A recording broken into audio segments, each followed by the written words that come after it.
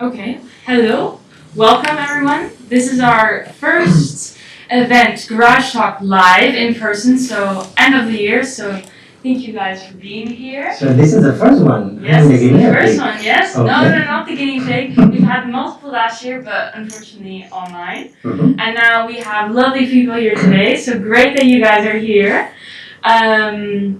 Today we have Simplr here. We have Daniel, who is going to tell us all about his great new startup they just founded last year. Do you want to tell something about that? Yeah, actually it was launched last week. So go into simplr.io, check the website, and please give a lot of feedback because we are just starting and we need a lot of user feedback to understand what you need and how can we provide the service to you better. So we need a lot of feedback. And so basically, could you maybe explain a bit about the business model? What are you trying to do? Why are you here today? Yeah, so, actually, before that, maybe, talking about a little bit about myself. Before Simplr, I was investing in startups for 9 years. Actually, I'm a former MBA alumni from ESADE. I started 11 years ago, and then I joined Inverready, which is a venture capital based here in Barcelona. I launched with them the Crowd Angel, which was the first equity crowdfunding platform based here in Spain. I was co-founder and COO. Afterwards, I was still investing in startups with Media for Equity, which is a super specific kind of deal with media assets investing into startups. And I was CEO and co-founder of the fund based here in Spain. And then afterwards, Simplr came along. And actually, that was my co-founder that had the idea 7 years ago when he was in Silicon Valley, because he had the idea to change all the ownership economy. So people don't need to buy things to use them. And actually, in the recent years, you have seen the subscription economy raising, right? You don't buy DVDs anymore. You pay to Netflix, HBO, and you use the platform to consume. We built Simplr to gather together everything in the same platform, so you can have all your services at your fingertip, so you can toggle on or off all the subscriptions in your life, from Netflix, HBO, Spotify, your car, your gym, your light, gas at your home, right? And we're building this. Yeah, so I don't know if anyone has seen the website, but it's really, really cool. Simplr.io, please join us and register today. Have a look at it. No, but it's really cool because anything you can think of, really, you can subscribe to. So, for example, as a student next year, I might need a couch for my new living room, and I can subscribe to a couch for a month. So with that said, it's a really cool way of looking at the economy now currently. So very, very interesting. So now that we know a little more about Simplr, what was the first steps that you take into creating this startup? So before starting Simplr, actually I had another job. I was the CEO of Media Digital Ventures. So the first thing was to find a substitute for my position, because actually I launched this with Venture Builder. You maybe not know this name, but these are the guys that launched Globo, that launched Wallapop, that launched Corner Job, Delivery, Carno, and many other companies. So I had to have a good relation with them, right? They are important people in this country. It took me 6 months to find somebody to substitute me. So that was the first step before constructing Simplr. How do you keep your behind safe, right?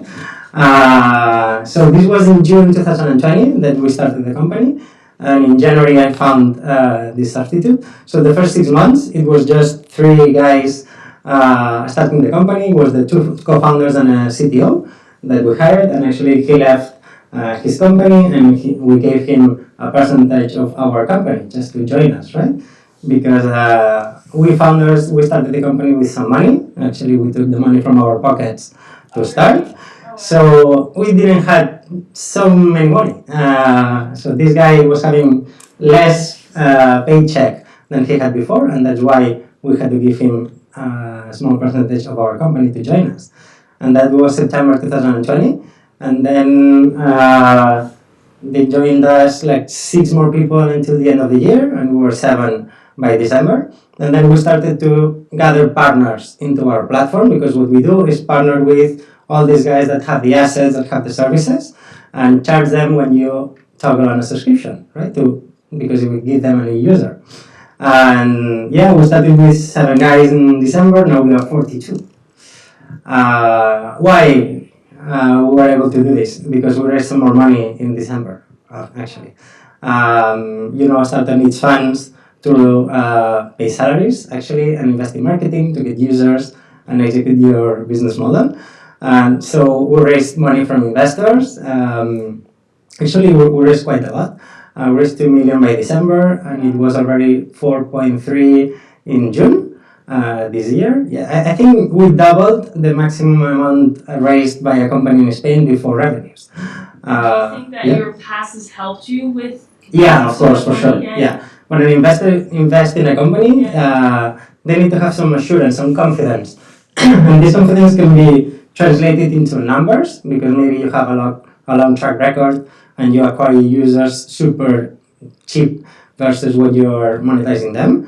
And this gives confidence to an investor, right?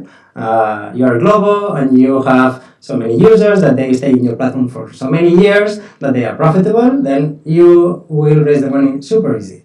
When you don't have these numbers, then you have to give confidence in some other ways. And how can you give this confidence? So for who you are, my co-founder, he was the growth manager at Zuora. You will not know his name. Zuora is the highest company in this world of invoicing in the subscription economy. His clients are Netflix, HBO, Peloton, Amazon Prime, and he was the growth manager. So when we talk to investors, hey, this guy was the one creating the invoicing platform from the subscription economy. Actually, he had the idea 7 years ago of building Simplr, but it wasn't the momentum because people didn't have so many subscriptions 7 years ago. And why do you think it's momentum now? Because COVID came. And actually, he was working for another fund when COVID was here, and yeah, he noticed that people need the flexibility that the subscription can give to you, right?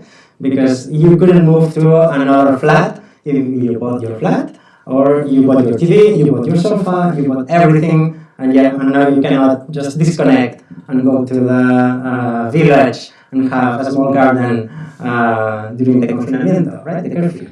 So that was the pain that people were suffering, and that switched him in his mind. Hey, that idea I had 7 years ago. Now is the time to execute. Wow, interesting. What do you guys think about this? Does it seem very weird, an access economy? No? It's something new, right? It's not something that we're used to. We buy stuff instead of we subscribe. Yeah, I think it's really interesting because we saw that in the last years that the macro trend, there is more and more services and less products. I mean, services are overtaking products, and you're basically making products into services. Exactly. You can search for the servitization of the economy, or the usership economy, or the access economy. You have a lot of books to read. But yeah, the trend is switching. And actually, some of your profile, the Z generation, they say, I don't want to buy stuff. And actually, I don't want to have the debt that I need to buy this stuff. Actually, here in Europe, it's not that important, but in US, you have a lot of debt. And the subscription economy can change this really bad trend. So going more in depth in this access economy, how do you see the future of this type of economy? Mm-hmm. Well, actually, what we see is that the platform that we're building now, you can see at Simplr.io, will be connected to your home.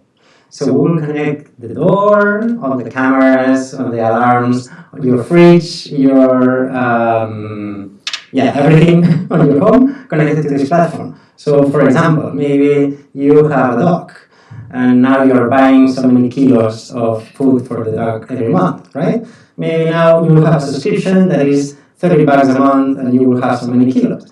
But maybe in 5 years from now, you will upload your dog, and what race is he, which age, and it will calculate the price for Purina, Affinity, or the rest of providers. And when you toggle on, somebody goes to your place when the machine is below 20%, and it fills it up, and it goes away. And you do nothing, because the door is connected to the system, the alarm is connected to the system, so he didn't steal anything. And this kind of trust will need some years to build, and a lot of tech to build to get there. And yeah, that's the pitch that we give to investors, and that's why they're investing in us, because they believe that the team that we are gathering, we're able to build this kind of product. And do you think this could become the mainstream? And how long will it take for people to adapt all this new? Yeah, actually we have a business plan. I don't know if how we will match it or not. But of course we need a lot of money to convince people to stop buying things and switch to a more sustainable economy. Because when the same phone is more used by more people, or the same car, right? Companies can have the same level of revenues without producing that much. And that's what we're gonna try. The companies have even more profits with the assets they are building because people are using them much more. That's the circular economy, sustainable. Yeah, we're going this way. And what do you think the main hurdle will be in the end? The main hurdle in this fight for gaining more share? Actually, it's the culture of people. In our analysis, for example, here in Spain, the ownership economy is super established. We are buying more flats than anyone else in the world. So switching this trend or this culture, at least in Southern Europe countries, would be quite difficult. Actually, we're starting just here because we're from Spain and we are constructing everything and we want to try that everything works before launching to US. Actually, our target market is there. We want to launch there in December already. We are still now closing partners to service there. And yeah, because the culture there are super adapted. They are already paying their iPhones, their Teslas in a subscription model. So thinking of having everything together in the same place is more natural. Yeah. You want to say something? Oh no, I was just trying to say why the US and what are the differences between the market in the US and the market here in Spain? Mm-hmm. Actually, in US you have a much bigger market, right? There are much more people and the legalities are the same. In the whole country you have minor changes by state, but yeah, the market is a whole market and it's just so big that's why most of the unicorns launched in US before anywhere else, because it's the leading market, and not only for users but also for investors. When you are executing in US and you're giving value there, they feel the value of the company, so it's eager that they invest in yours.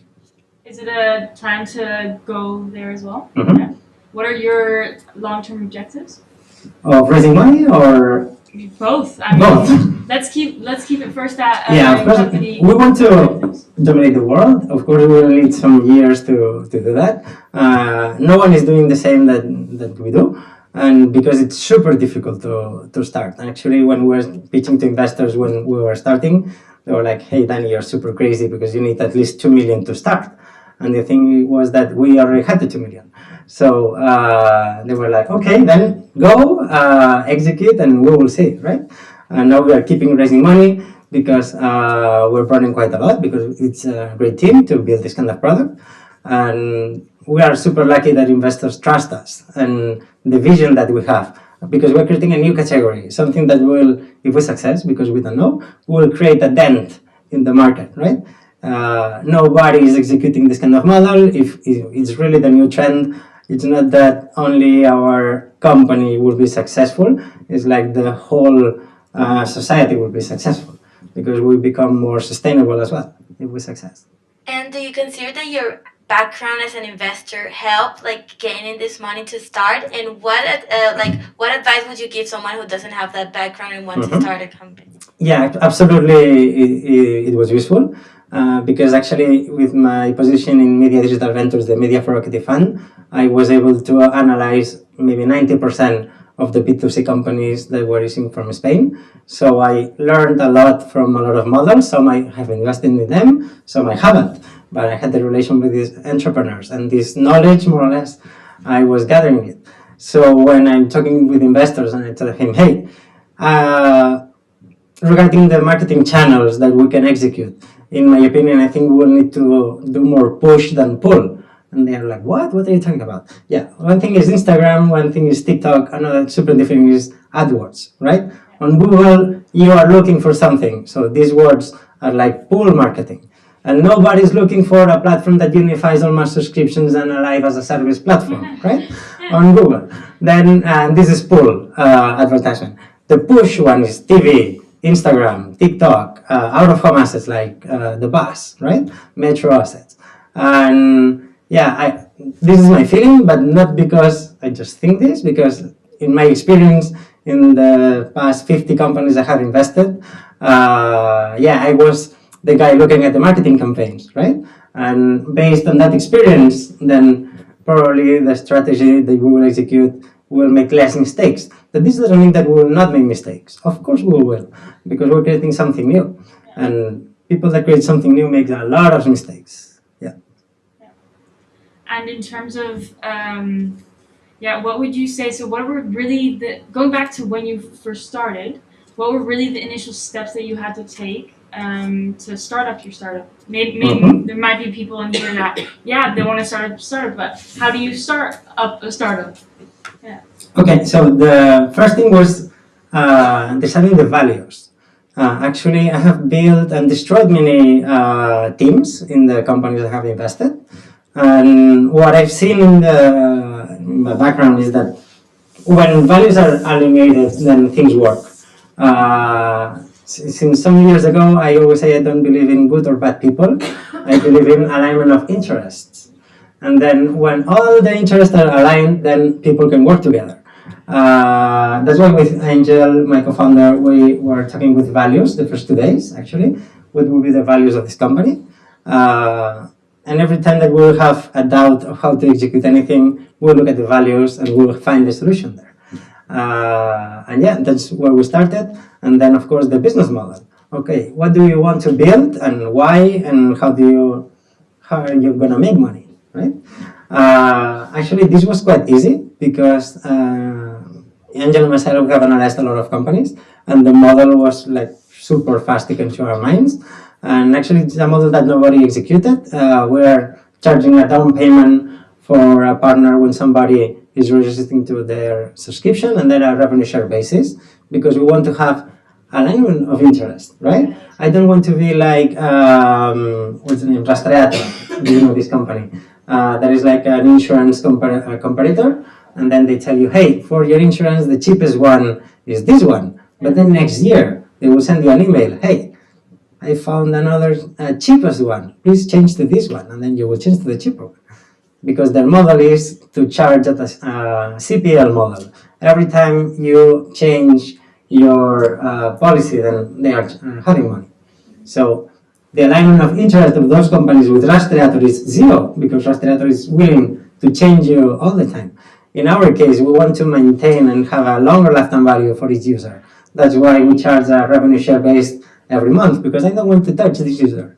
He chose your brand over other brands, so let's not touch him. So if in the creation of the company, money wasn't that big of a problem as well as like the competition. Well, money is always a problem. Well, it was a problem, but it wasn't not the biggest problem. What would you consider that was the biggest obstacle of starting this? Well, actually, it's where we are today. That is finding the product market fit. This concept is super broad. It's like, hey, we have to build a product that people want, right? And in our minds, a platform that has all your subscriptions together is super sexy, but you have to make it real. How it will look like, how will be the message that you give to users? Will they understand this? How do you present the products? How are they subscribing? And we are just at that point right now. We have a question there. You're launching worldwide at the same time? No. Actually, we're gathering partners that maybe they can serve worldwide, but we're starting in Spain, then launching in US by the end of the year. And by Q2 next year, we should open the rest of European countries, because some of the partners that we're closing now, they serve in several countries. Actually, I think now we have signed 220 partners today, and I think 50 are available in Germany. Okay, I don't know which ones of the 50, right? And I don't know if with those 50 would make sense to open Germany, but we'll need to put a lot of effort to do this. So we will need the resources to open a new country every time. And even that, maybe we have available partners in some countries. We will just launch one by one, because we want to do everything right. Yeah. And sorry. I can imagine that if you've grown so quickly, you started at, you had 3, and now 44. have you not experienced any growing pains? It's very fast in my opinion. Yeah, and actually, the previous companies I built, the maximum number of workers were 4. So now we are 42. Yeah, So yeah, the big change I noticed is like a lot of people is coming to the founder, hey, I have a doubt, hey, how do you do this, hey, how do you do that? And we are super lucky that we have some tools to manage this, and actually we have a super C-level that they are awesome. Our CTO, product guys, head of growth, CFO, yeah, they are awesome. And of course they take care of many things. But that was the big change I noticed versus the other companies I built, that yeah, so many people everyone is, te suben a las barbas, that we say in Spanish. Yeah. And why would you think it was necessary that you needed to expand so quickly in terms of your human resources? Yeah, because what we're building nobody did before, and there is an opportunity cost there that we want to gather us. So that's why we need so many people. Because yeah, we can do the same maybe with more time, but the opportunity is there, and maybe somebody else will take it with this fast. And considering the actual context, like most of the companies will perceive it as risky, like launching a new startup in the COVID and everything. How did COVID influence the launch of your startup? Actually, the COVID was the trigger of starting everything. So actually, for us, the flexibility that people need with the COVID period, actually for us is great. Of course, everybody should be vaccinated.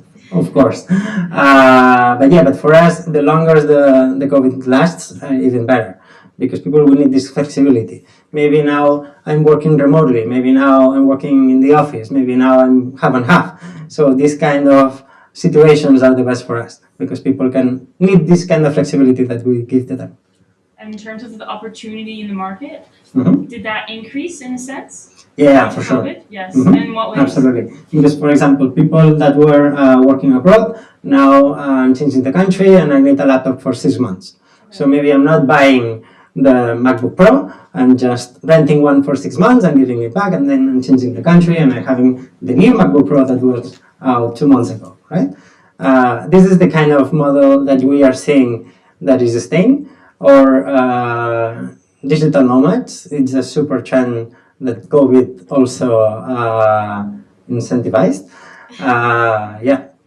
And people are moving country by country because they can work remotely. So they need this kind of flexibility. Now I'm living in Barcelona for 8 months, so I need the sofa for 8 months, and I need the TV for 8 months, and everything for this amount of time. But then I know I will travel to Jakarta and work from there for 2 months, so I will toggle off everything.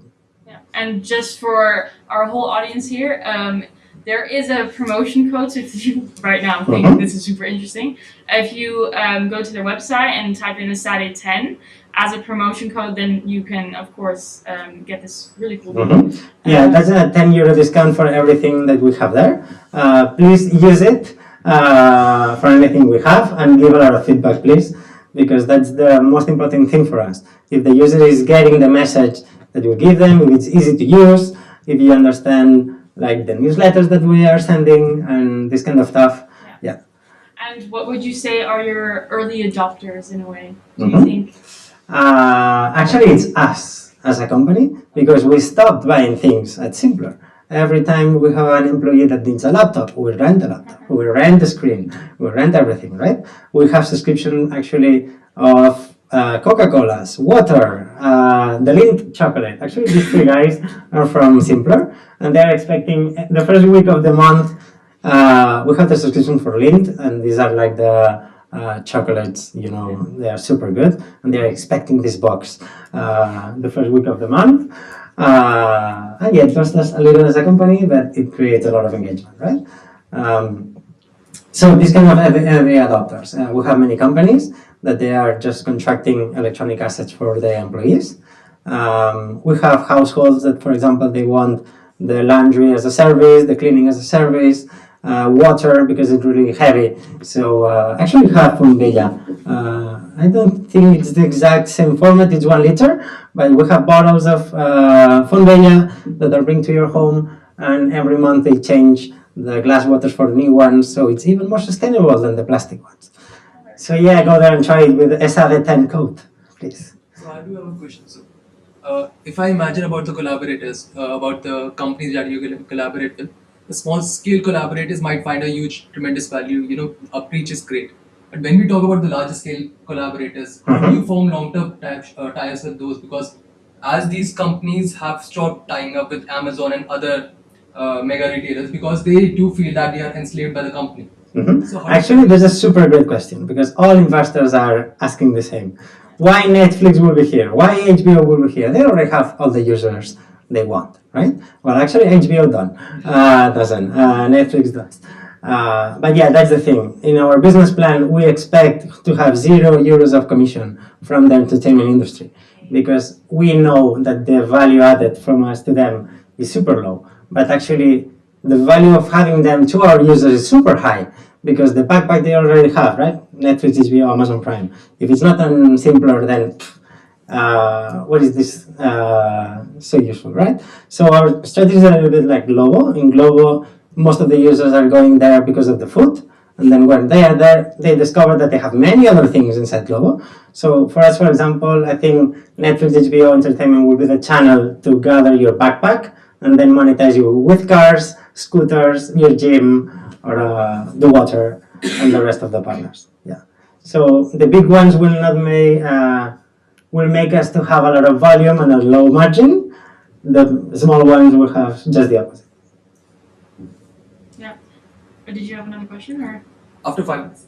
Okay, very good. No, so that, and in terms of like the consumers, is then the biggest potential, would you get more potential sales, do you think, from the business side or the consumer side? More potential sales. Actually, in the short term, it should be business. Yeah, because they feel the pain when they hire somebody. Now I have to buy a laptop for this guy, and I don't know if I will fire him in 3 months or 6 months, right? So probably the pain is bigger in that side, so they will enter faster into the platform. On the B2C side, I think we need to work a little bit more on the product market fit in the product offering. Actually, some of the assets that we have today, they have some permanencies, and we are working with the provider so we can break this permanency and can just disconnect whenever you want. For example, a sofa, you have to contract at least 12 months. Shit, you wanted it for 6. How can we work with like this? Or mobile phones, they are at least 24 months. Wow. Can we build a model that is at least 2 months, and then people can cancel it anytime? And yeah, you are working with this kind of offering, so it adapts better to the B2C industry. Yeah. Okay. But what are many things like water, beers, chocolate, languages. Actually, we have English languages there. We have comics. We have everything. Amazing. So I kind of hope to know that you studied at ESADE, your MBA, right? And since we have a lot of ESADE students here, I wanted to know how valuable was your ESADE background in your career as an entrepreneur? Yeah, actually, before ESADE, I was a chemical engineer, so I had no idea about companies or P&Ls and balance sheets and these things. Actually, I was super lucky because with my MBA, I had the opportunity to travel to Texas in an exchange period. And actually, that is where I learned that venture capital existed. Because actually, at that time, the entrepreneurship class at ESADE was super terrible. Don't say that too loud, huh? Yeah, I really hope that it changed in these 10 years. Yeah, because it was terrible. But then in Texas, I learned that venture capital existed, and when I came back, I joined InfoReady, and actually they were looking at my profile, and they were saying, hey, ESADE MBA is the kind of profiles that we're looking at. There's a super big competition, yes, ESADE, right? But the way of working is super different between each other. Maybe ESADE are more sharks. ESADE we work more with team build more, probably. And then we're looking for an ESADE guy actually at InfoReady. And yeah, it was super useful. And then afterwards, when you talk with people, hey, what is your background? And then I tell my whole story. Then there is a lot of alumni, ESADE alumni in the world, and yeah, like we bond together. It's like our culture, is super similar. Yeah. And maybe you meet somebody that you never were in the same class, but you understand each other. Yeah. And what advice will you give to the ESADE undergraduate now that you know like all this process that you have been through? Well, work a lot, and I would say don't look at the check that you're having in the first years. It's much more important to have a great experience and something that you will use further on. Actually, I would say when I was done with my MBA, the first job I had at Simplr, I wasn't paid for 3 months, and then I was paid for, I think it was 1K per month for 1 year, and then I went to 2K per month. And I was superior chemical engineer. I had a master in industrial business and then the MBA. So I wasn't looking at the check. Of course, I want to llegar a final de mes, get to pay my stuff, right? But don't focus on getting paid and learn a lot. And actually, for me, that period at Infrared, I learned how to invest in startups, how to talk with entrepreneurs, how to analyze these business models. And this served me afterwards, well, as you can see. And then money will came along afterwards. So experience is much more important than money. Yeah. And All in of terms those. for Okay. what experience do you need to start create a startup? Well, actually, it's there is not like a book that you need to follow these rules to start your startup. In your opinion. Mhm. Statistics says that entrepreneurs, the most successful entrepreneurs, are older than 38 and younger than 50. Why is this case? Because they had some experience, right, in some category, and then they are applying this experience into a new company with a new model or new tech, right? Because they had this kind of experience. There is the other side. You can have Mark Zuckerberg, you can have Mark Pierre, Oscar Pierre from Globo, right? They were like 20 years old when they founded their company, and boom, they are in Austria. It's not the regular thing, right? So I would say don't rush into building your first company because there is Oscar Pierre, there is one in a million, and maybe you will lose the opportunity to learn somewhere else. And I was saying it's good to have a boss in this life and to learn from them. And actually, I was saying both in Borrelia and in Antai, I had mentors there. They were my bosses, and I learned a lot. And actually, well, different things from each other. Actually, for example, in Antai, Gerard Uribe and Miguel Vicente, they are super different. One more maybe is more visionary, and the other one is more operative. Sometimes I take a step back and I think, hey, what would Gerard do in this case? What would Miguel do in this case? What would Roger Piquet from Borrelia do in this case? And yeah, you can learn a lot from your mistakes. And in terms of skills, like what skills did you need to develop in order to become a successful entrepreneur? Well, first of all, maths. Yeah. When I have an entrepreneur that doesn't understand how to work with an Excel, it's like, wow, we have a lot of work to do here. Then I would say just read a book that is called Venture Deals. Actually, it's like the 101 of venture capital and how to invest in startups and how to manage an investment round and how to discuss with investors the clause in the shareholders agreement. This is super important, and most of the entrepreneurs are not prepared with that. And we investors are sharks. I mean, we are not hermanitas de la caridad, right? So when you find an entrepreneur that is not prepared and he has a great company, sometimes you see somebody going there like boom. And yeah, you need to be prepared and defend your value. And as an investor, which companies do you like to invest in? Or Well, actually now I lowered a lot my activity as an investor with Simplr. I'm only looking at companies that can complement Simplr somehow. Actually, one of the last investments I did was software that can analyze and maximize the lifetime value for cryptocurrency companies. Right? It made a lot of sense to invest in that for me. But yeah, now I'm not spending that much time investing there because I need to put a lot of focus on Simplr. Yeah. And would you say that what Simplr now is your true project? Is this something that you want to continue and grow in? Yeah, actually, well, I'm with my co-founder at Infrared at the investment committees because when I was hired by Antai, I stood in the committees and like in a personal level, like not as an employee. And they hired Angel 5 years ago. He was coming from Silicon Valley, and then we met there once a week in these committees.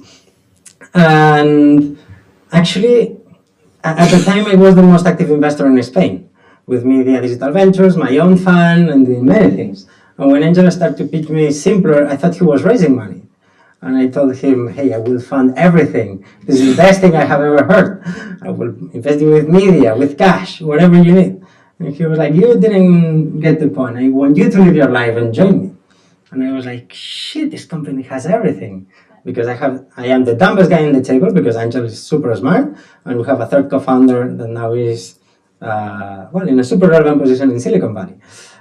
Then the business model is recurrency, and I was seeing all my portfolio companies were switching to recurrency models, right? And actually, there was the momentum thing that that COVID was here. Then this flexibility was really, really needed for the users. And actually, I never thought I would leave the investment sector. I would say my investment side. But when I was talking with Angel, it took me just one day to decide to leave everything and start with Simplr, because that opportunity was there. And I will say, you have to look at the mirror and tell to yourself that you don't regret any of your decisions. And that afternoon, after talking with him, I was looking at the mirror. I told him El Capullo, the jerk. So, hey, Capullo, what are we going to do?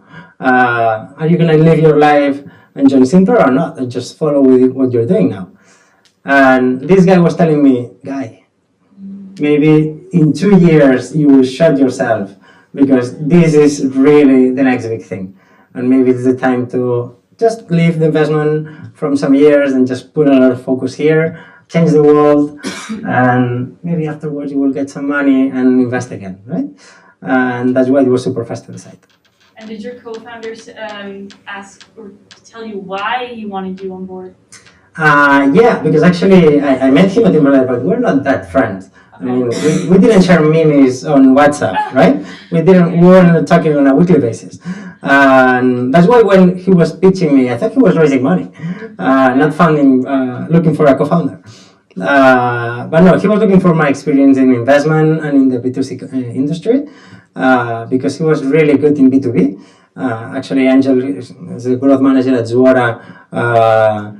He has like the experience of a CMO, and B2B marketing is super different than B2C marketing. So he was lacking maybe that part, and having the guy that executed all the campaigns for B2C companies here in Spain was quite a good asset to have.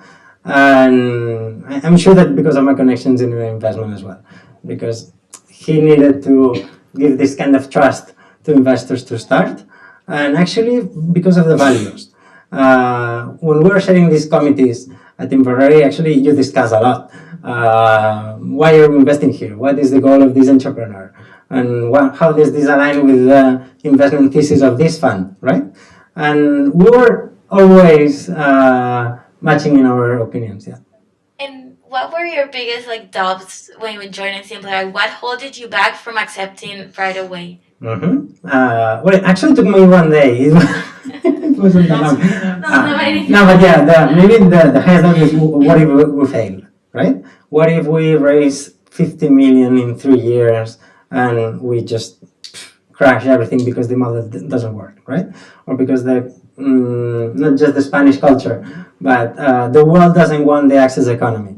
The world wants to keep buying everything. This can happen, right? And actually, it's there. Is that doubt still there? Of course, it's always there. Yeah, I'm positive that we'll success, but there's always this chance that we may not, right?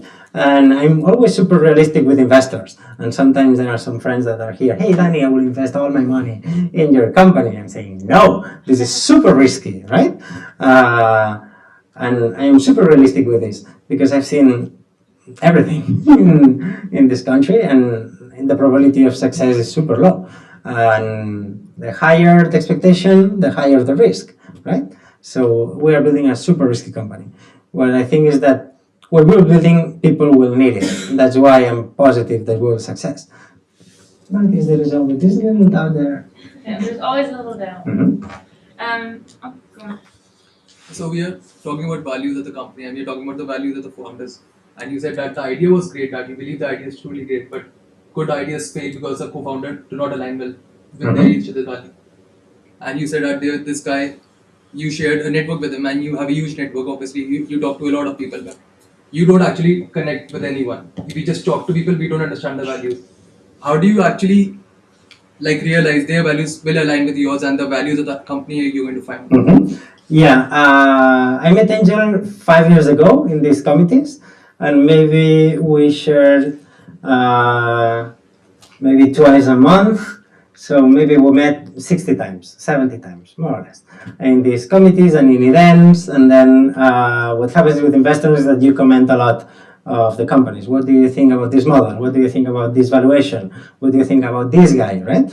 And it wasn't something that we met just for 2 afternoons and then we decided to join. This relation was there, but that's what I said. We were not that friends. Like we didn't have to go for beers every month. But we were always aligned of what to do in every case with the startup that we were seeing or in the portfolio companies from ESADE that we share, right? What do you think about Buguru? Well, it's la hostia, and this guy is la hostia because this, and this. And then that you see that you share the same opinion. Or what do you think about this other guy? I have my doubts. Me too. Why? So you see that you are aligned in many things. So when he was thinking, I need to build Simplr, I have the necessity because the pain is there, and now my mirror is telling me, Angel, you need to build this. It was telling him, hey, talk with Angel. Yeah, talk with Danny, because you always had this alignment, and now that you're looking for a co-founder and he has some expertise that you don't. And actually because of how Angel is and how I am.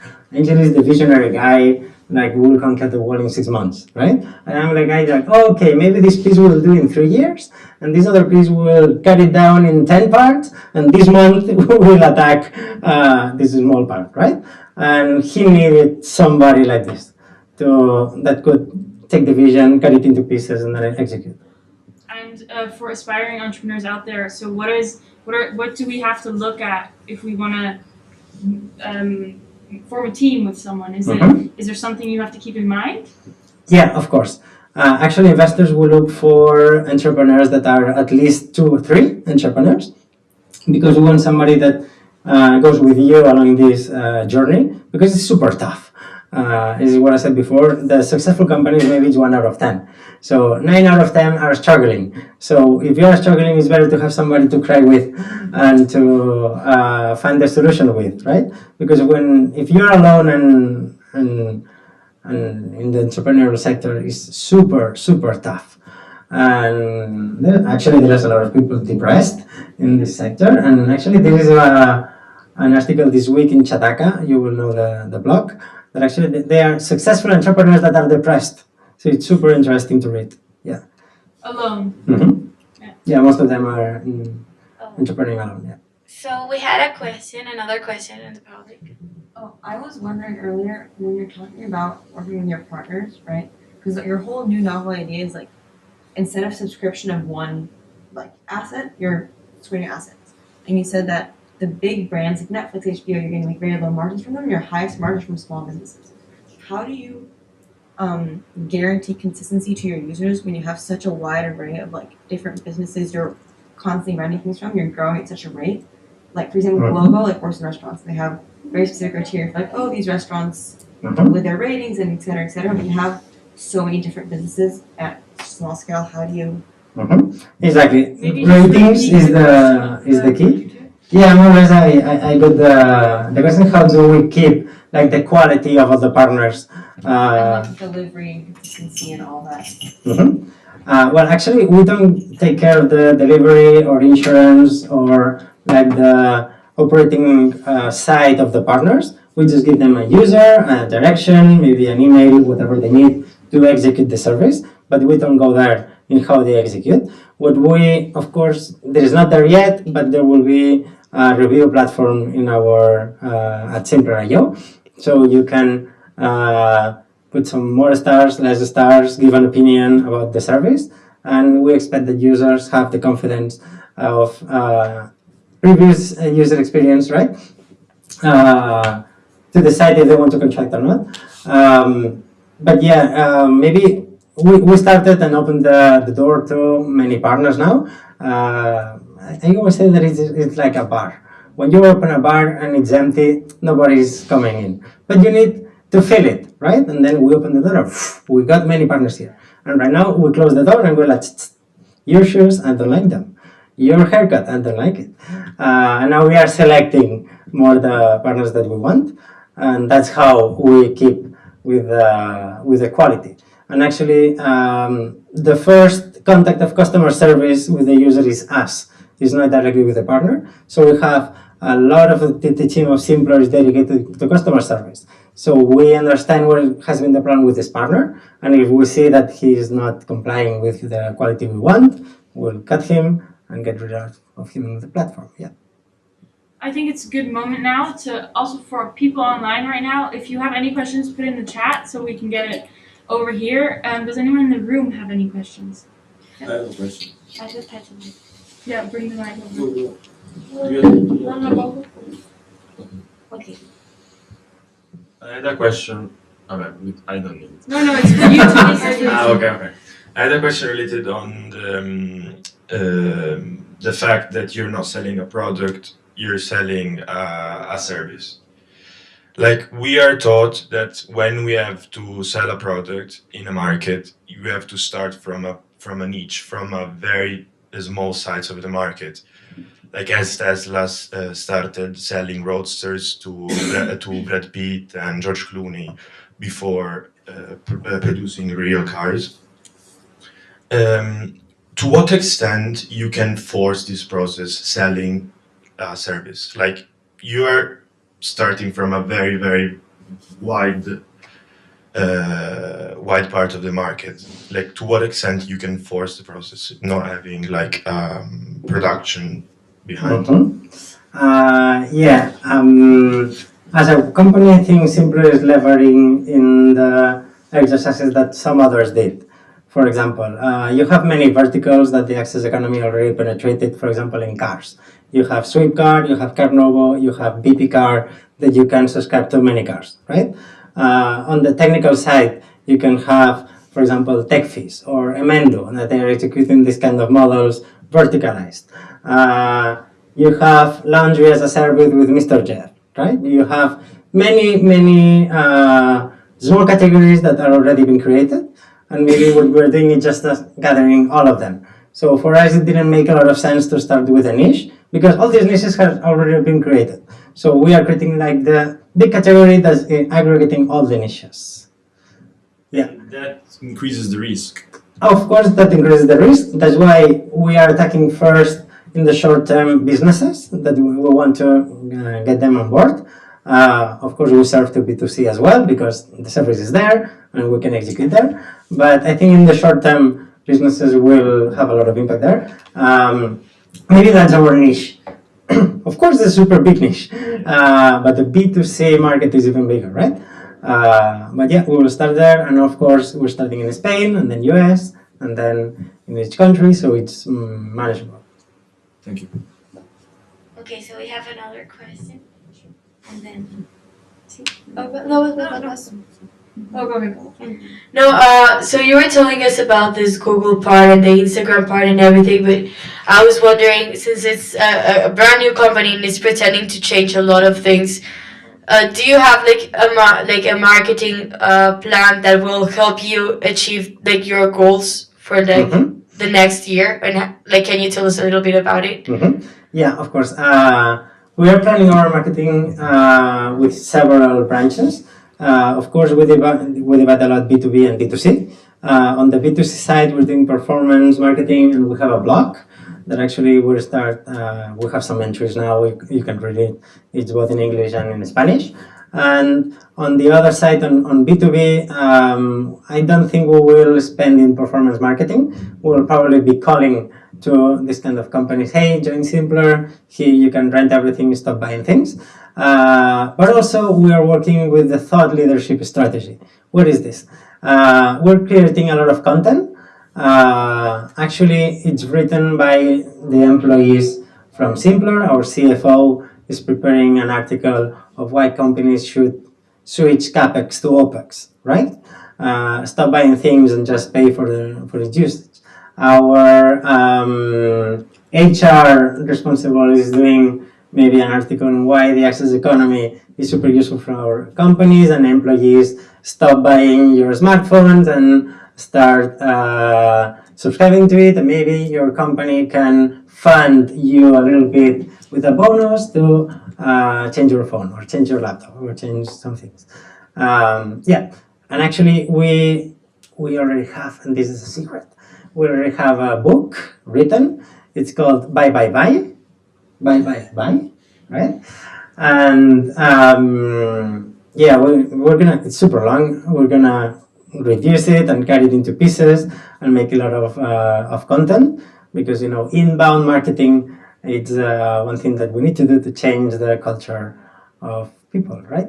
It's not just making ads. So a lot of content is what makes the people change their beliefs. So I believe we have 2 more questions. I have a question because earlier you're talking about loyalty with your partners, where like subscriptions, like you don't want to like suggest new brands if consumers already chosen a brand.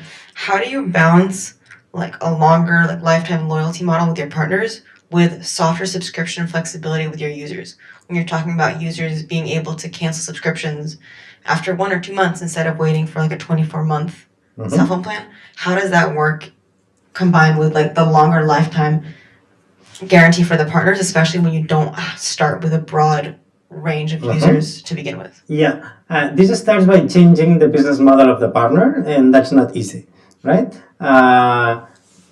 They have like many Excels and many models to decide at what price and which model to sell or offer their products, right? And they are selling because they are investing in marketing and they are selling. But then when you tell them, hey, but there is a total market that you are not attacking, there is the guys that they need the flexibility, and this permanency 24 months is not working for them. And they're like, yeah, I know it exists, but right now I don't have the time even to try this kind of model. Then we do a little extra effort there. Simplr, we work with them to adapt this model. Maybe they need to change the logistics, maybe they need to change insurances or some small issues. So we can offer a different thing that they don't offer on the website. So the user can cancel at any time.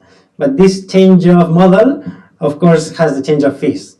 For example, in this case, what we're working now is that maybe you have a lower monthly fee without permanency, but you have to pay like a down payment the first month, right?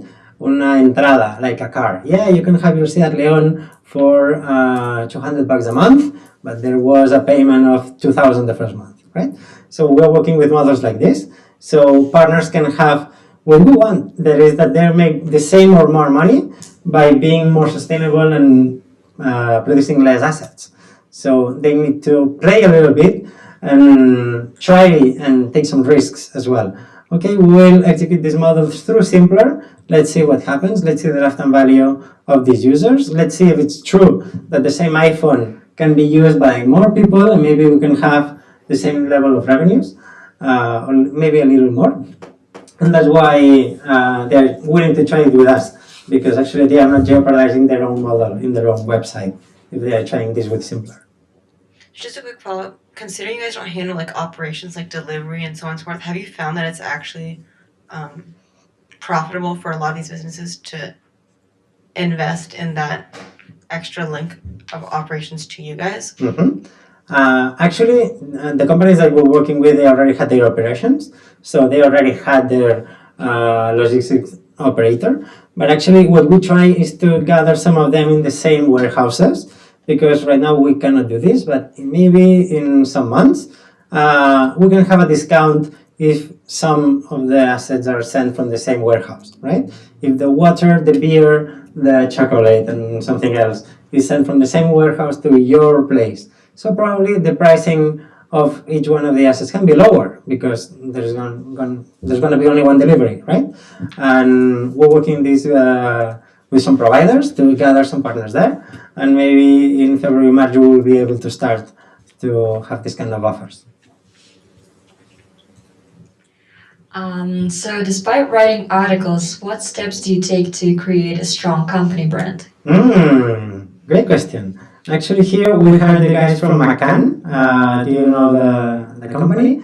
They are multinational, actually working directly with the CEO here in Spain. Do you know what is the brand pyramid? No.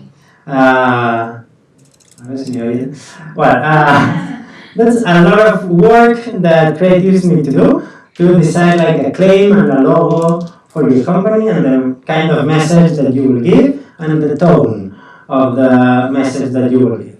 And actually here they have, I don't know how many people have worked here, but the paycheck is quite high. So you have a brand positioning, right? You compare this positioning with your competitors or actually with your partners as well. How are they communicating? What is the target? And what is the better way to reach there? And then you adapt all the communications based on these guidelines made from the, let's say, brand positioning exercise. That's quite a lot of work to do, yeah. We're going to wrap it up there. If you have a question, maybe you can ask me later. I'm just going to grab the microphone. Yeah, we're almost at the end of this session. We would just want to ask you. So you've now had a good idea, a good impression about Simplr. Would you want to give any feedback to Simplr? Say, oh, this is maybe how I would see it differently, or say maybe, this is super cool, and I'm super interested to look at the website. Do you have any feedback? Well, I have a question. If I want to take the time to observe the webpage and everything, and then give you feedback, where should we contact you? By email, or do you have? Yeah, we have an email available, right? Yeah. So you can, I can tell you my email. It's andreu.dejuan@simplr.io. So yeah, maybe we can share it with YouTube afterwards. But also now, if you have something in mind right now, go ahead and. Yeah, if you look through Instagram and look for Simplr, the first. Yeah, of course, you can contact us through Instagram. But is this one your page? Simplr, should be like as a No, exactly. But if you put Simplr just like this. Without the E, is Simplr? Yeah. .io. Yo. Okay. Because I don't know if there's something you can do about it, but it is important for if somebody looks for Simplr in Instagram to be the first page to pop up. We know. I know. It's good. There are many other pages before I get to find this one. So we know. Yeah, I know. And you have to feedback?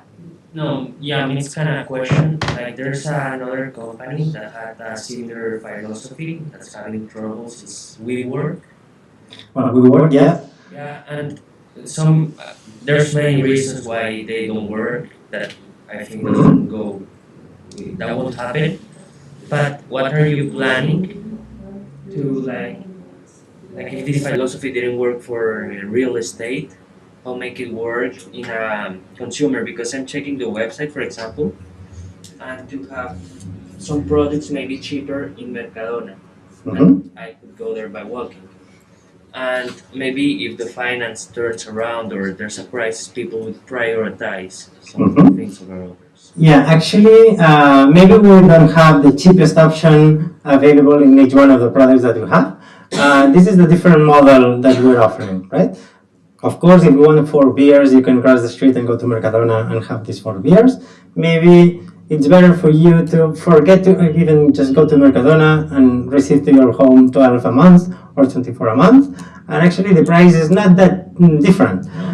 Convenience is also a thing, right? And not everybody is living in Barcelona. Maybe Sant Cugat. Maybe you're from a village and your supermarket is not that close, and having this delivered to your home is super convenient, right? So it really depends on each one of the models. Actually, right now for iPhones, I think that if you take the 36 months or 24 months, you're paying a little more than buying it today. But actually, you're subscribing it and you're paying for 24 months. Not even Coffee is giving you this long to pay for something, right? So you have to check product by product. Maybe working on having even better prices and discounts. And remember, ESADE 10 to have 10 euros of discount. Please register. Yeah, so ESADE 10, and remember? use us. I would just like to thank you. Thank you so much for coming. It's been a pleasure. Very, very interesting. I hope you all learned very interesting insights. I saw some questions online. We unfortunately weren't able to get to that, but that's an incentive to come to our next Garage Talk, of course, in person. Thank you once again, and thank you all for coming. Thank you.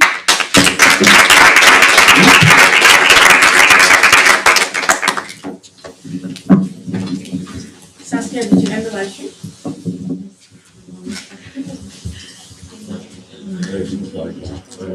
Thank you so much.